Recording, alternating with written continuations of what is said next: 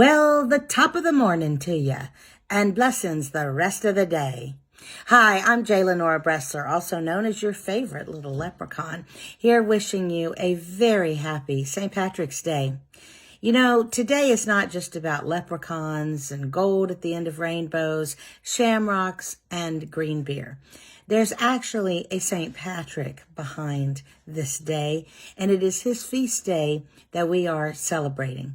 So let me tell you some things that you may not know about this very great man. Patrick's dates go right around the turn of the 5th century. So he is in the last days of the 300s and the beginning of the 400s.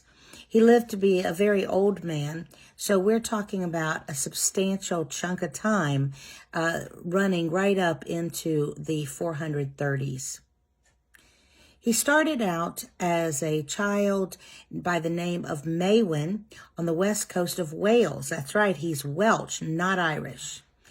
He was 16 years old when one day he was shepherding his family's flocks out near the seashore when Irish raiders or pirates came and kidnapped him, taking him across the Irish Sea to be a slave in Ireland. Now, this was unfortunately at that time a very common circumstance, and nobody ever came back. So his family gave him up for long gone.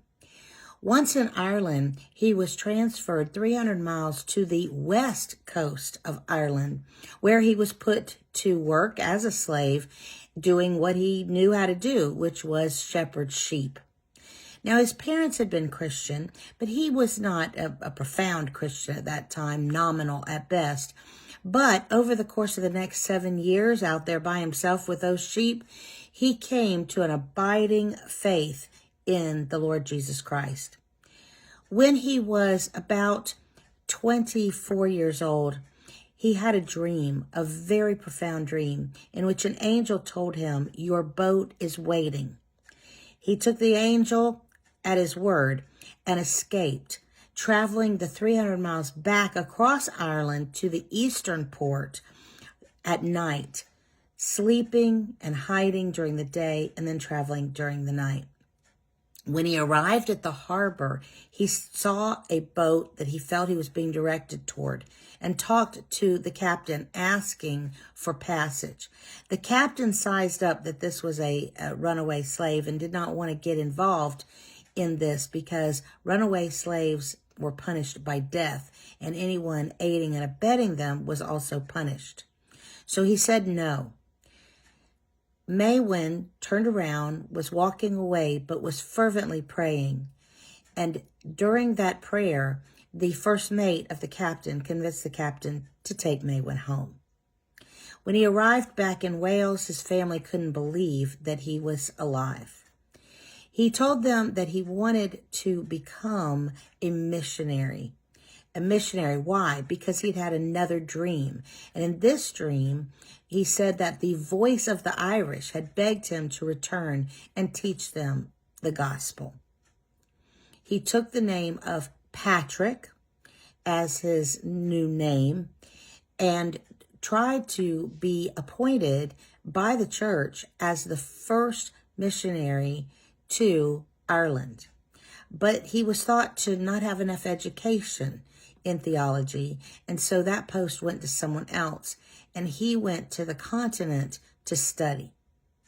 After several years, he returned, and he was appointed the second missionary to Ireland, the first having dismally failed. Now, he went straight to the King of Ireland, who was at that time residing in the traditional location for kings, a place called Tara. And if Tara sounds familiar, yes, that is the name of Scarlett O'Hara's home in Gone with the Wind. You may remember that her father was unabashedly Irish, and he had chosen that name for his home. The king was converted, and no doubt that made it easier as Patrick went all around the country and converted, building churches and schools. he became extremely loved by the Irish people, so much so that many apocryphal anecdotes have come up about him, including some crazy things like that he banished all the snakes from Ireland. Well, it is true that there are no snakes indigenous to Ireland. That probably has more to do with the land bridge that disappeared early, and therefore the snakes were not able to migrate from the continent of Europe and from England. So there's also things like salmon having coins in their mouths and all kind of things.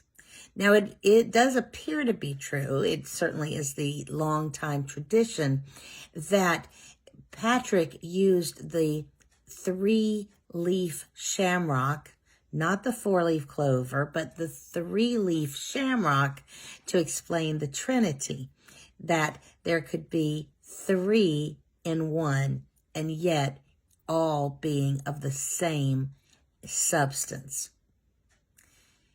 He died peacefully at an old age, and he is considered to be second only to Paul as Christianity's most effective and successful missionary. So enjoy today. Thank God for Patrick.